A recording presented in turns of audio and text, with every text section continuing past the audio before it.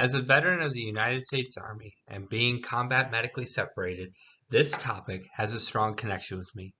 Having worked for a company and later thinking of joining the military, I was unaware of the law set to protect me. When I officially enlisted, having used vacation days to take time off to enlist, which I later found out I didn't need to do, I spoke with my human resource department to inform them that I would be taking leave to join the military.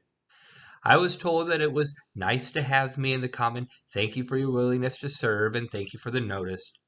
It was 2 weeks before leaving the company that an HR assistant preparing to take over for the current HR manager informed me that legally they could hold my position and that if I would be back within a few years, I could come back with my seniority and any pay increases that I may have gotten.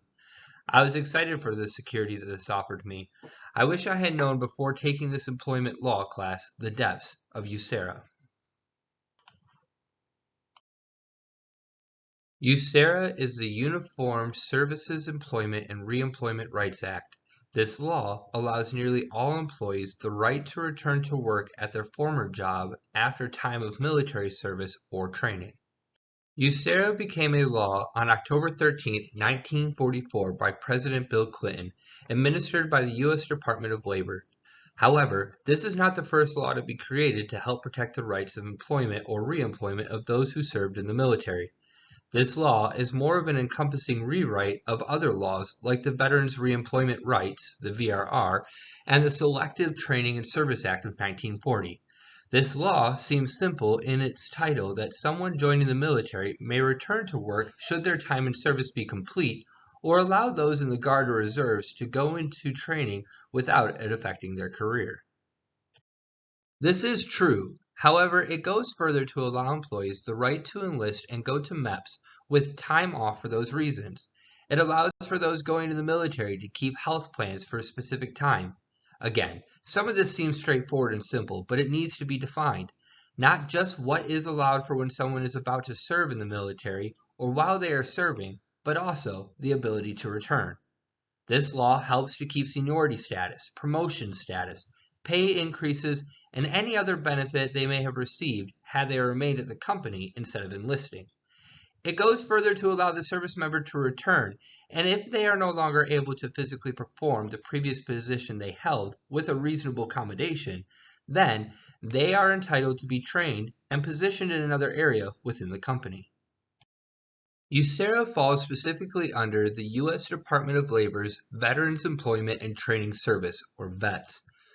This is a federal law that vets can investigate, resolve complaints, and cases can be brought to the U.S. Department of Justice for representation. Being that serving in the military is a federal position, there are not individual state agencies that can enforce Userra. Rather, there are other federal agencies that will help. VETS is one, and the employer support of the Guard and Reserve, or ESGR, is another that will help mediate with the employer. If someone does not want to go through VETS or ESGR, a private filing of court actions is still an acceptable action. No court fees or costs may be charged to anyone who brings suit. The enforcing body is the government and the federal laws found in Userra. Beyond that, it is up to the employees of the company and the company itself to ensure compliance is met. There is no information readily available that states there are inspections or checkups to ensure that posters are up or if information is easily available. When a complaint is filed through VETS, there is a full investigation that will show any incompliance.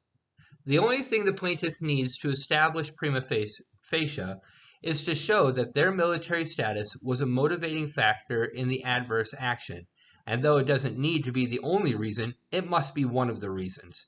It is the burden of the employer to provide, by preponderance of evidence, their defense. It may be surprising that there are issues that service members receive when it comes to reemployment. In 2020, there were 1,117 total cases of actual Userra issues. The biggest reason that this is an issue is the lack of information or the misconception of the law or how it is applied. A most recent example of this is the Torres versus Texas Department of Public Safety. Torres was a state trooper who developed lung damage due to the exposure at the burn pits on his deployment. Having been honorably discharged, which is a requirement of Userra for reemployment, but could no longer perform his previous position within the Department of Public Safety. Torres asked for a different position to accommodate his military-related injury.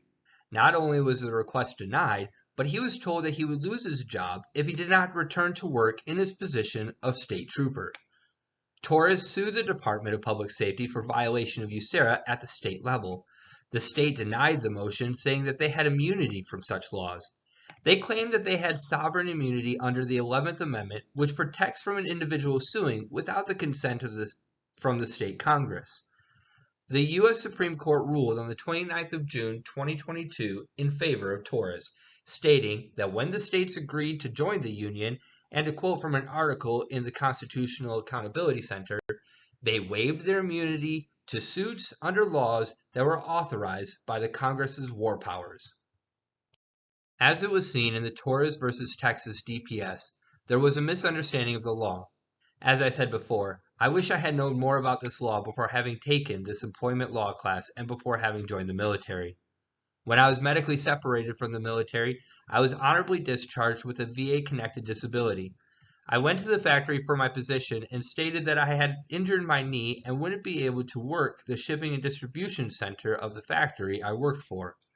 They told me that if something opened up in the office, that they would see if they could get me a spot there where I could use the skills I had learned in the military as a human resource specialist.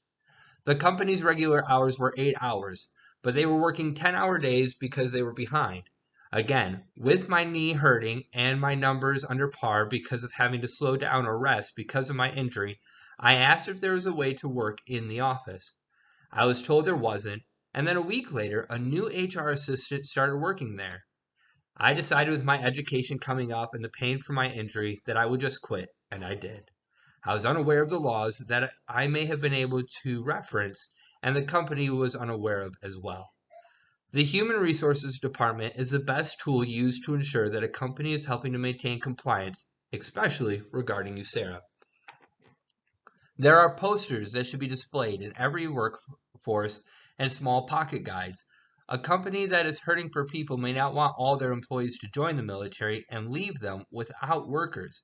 However, it is statistical fact that less than 1% of the population is in the military. I think that when it gets close to Veterans Day or Memorial Day, a company can have a meeting that states the basics of Userra, and that if anyone was thinking of joining the military, they could do so with a peace of mind, knowing that they will have a job when their service was over, or that they would be permitted time off to go for testing to join the military. If the Human Resource Center kept a pocket guide in the office or break room, there would be better reference to help answer questions. I understand that there is a lot going on, especially in an HR office, and that you can't memorize everything. But there should be reference to information based on triggered questions, like a folder just for military-related items that could be referenced. When an employee puts in their 2 weeks and it's because they're joining the military, that folder should be pulled out and then the information read. Userra is a law that unless you have joined the military or are thinking of joining, it may not even come up in a conversation like the ADA would or workman's comp-related issues that are more readily discussed. But to me, and to the 1% of us that served or the 7% of us that have served, it matters. Hopefully the number of cases will continue to decline for violations of Userra, and that starts with better understanding. An understanding that not only rests with the HR department, but anyone who cares about helping others and caring for United States veterans. I will continue to be a guardian of freedom and the American way of life, for all who were, as well as for all of those who are, American soldiers.